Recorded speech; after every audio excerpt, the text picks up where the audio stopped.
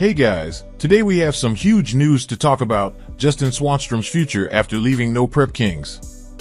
This is a game-changing moment for him and for all of us fans who have followed his journey from the beginning.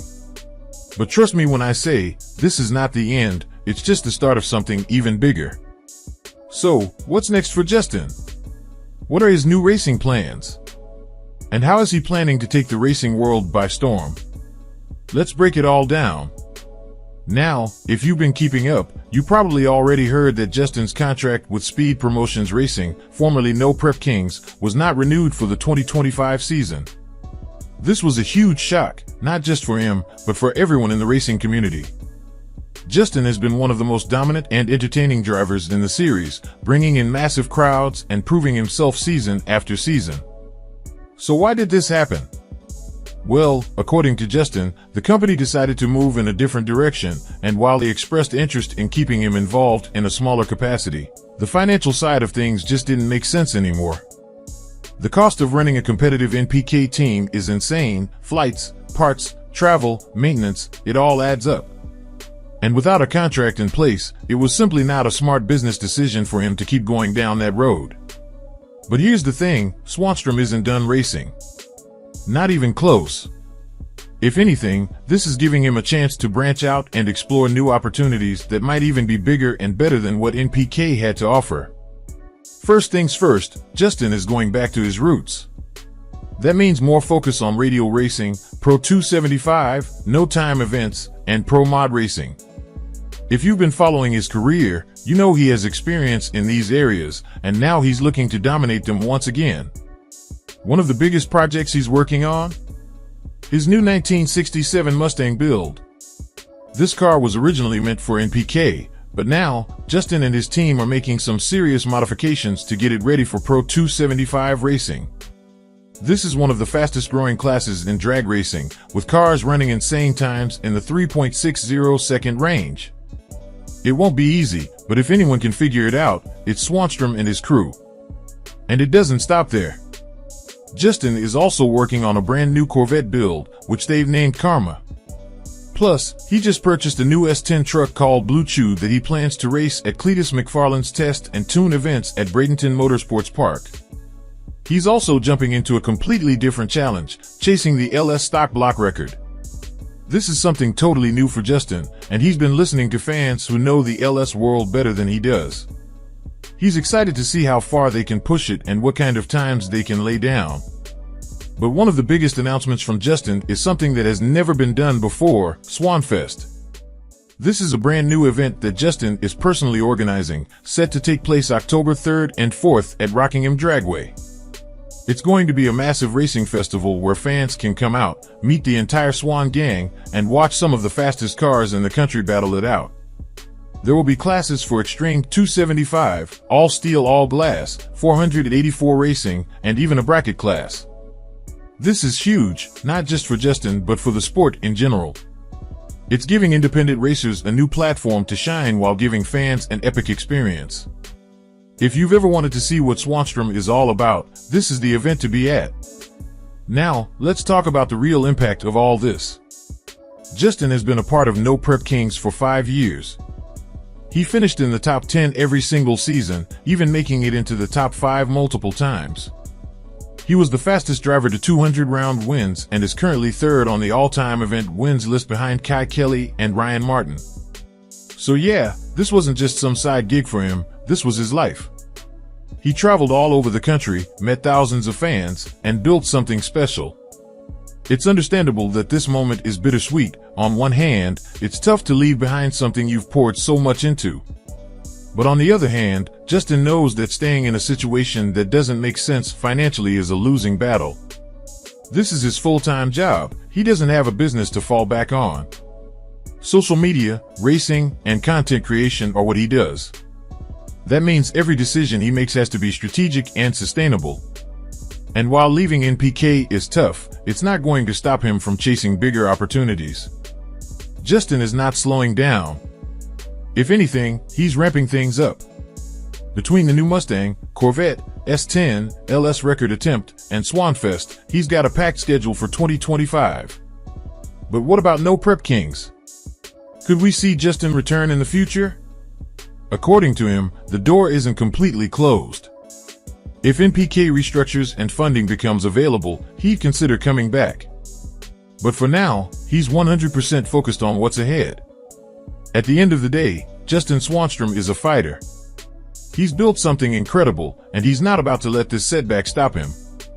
His message to fans? The show didn't make me, and it won't break me. That's the attitude of a true racer. He's not waiting around for an opportunity, he's creating his own. And that's why we'll all be watching. If you're a fan of Justin Swanstrom and want to keep up with everything he's doing, make sure you're following him on social media, supporting his merch, and coming out to Swanfest. What do you guys think? Do you think Justin is making the right move by leaving NPK? Are you excited about his new racing plans? Drop a comment below and let's talk about it.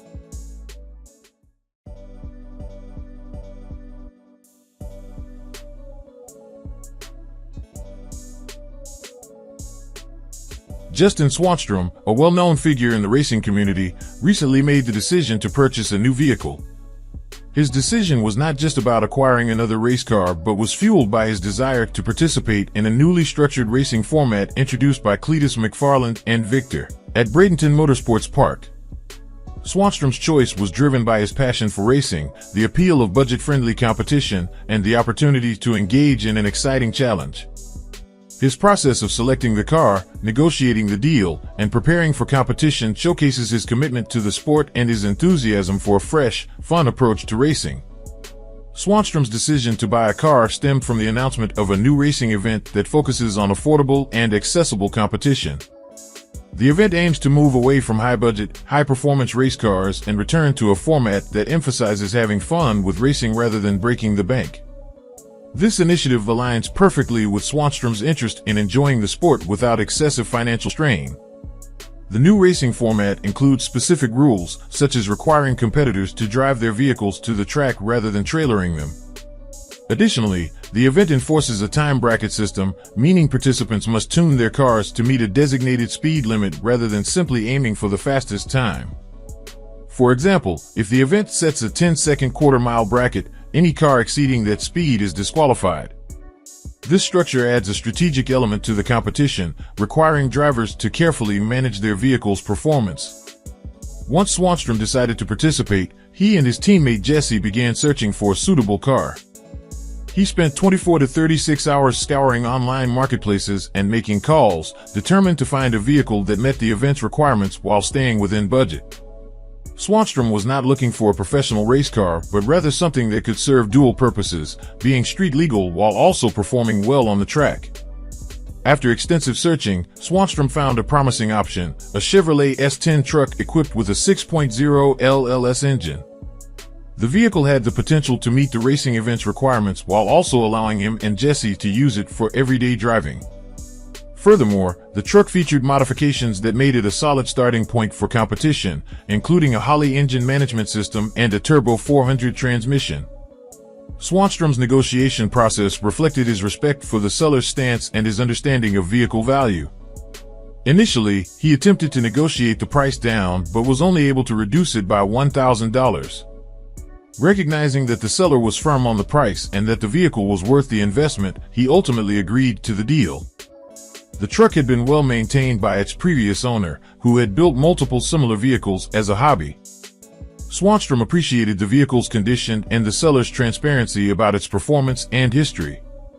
After finalizing the purchase, Swanstrom and Jesse immediately began planning their next steps, including getting the truck registered and making minor modifications. They also decided on a name for the vehicle, Blue, inspired by its rustic, patina-style appearance. With the truck now part of the Swan Gang fleet, Swanstrom expressed his excitement for the upcoming competition. His first goal was to make it onto the top 10 list, which ranks the fastest competitors in the event. Because he had not yet secured a spot, he planned to attend the first test session, get some practice runs in, and hopefully challenge the driver holding the 10th position. Additionally, Swanstrom had already locked in a grudge race against Victor's Mustang, with a $100 bet on the line. While he initially suggested a $40 wager, Victor raised the stakes, and Swanstrom gladly accepted. The friendly rivalry between the two adds an extra layer of excitement to the event, further motivating him to fine-tune his truck and prepare for battle. Beyond the competition itself, Swanstrom was drawn to the camaraderie and fun that this event promised. Unlike traditional high-stakes drag racing, this new format allows competitors to enjoy themselves without the stress of massive financial investments. Swanstrom's decision to buy this truck signifies his enthusiasm for a return to grassroots racing, where the primary focus is on the love of the sport rather than expensive builds.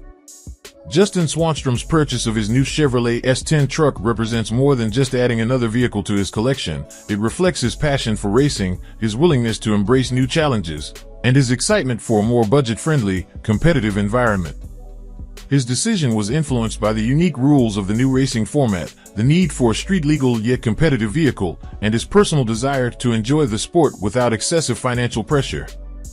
By carefully selecting a vehicle, negotiating a fair deal, and eagerly preparing for his upcoming races, Swanstrom demonstrates his deep commitment to racing in a way that prioritizes fun and competition over sheer financial investment.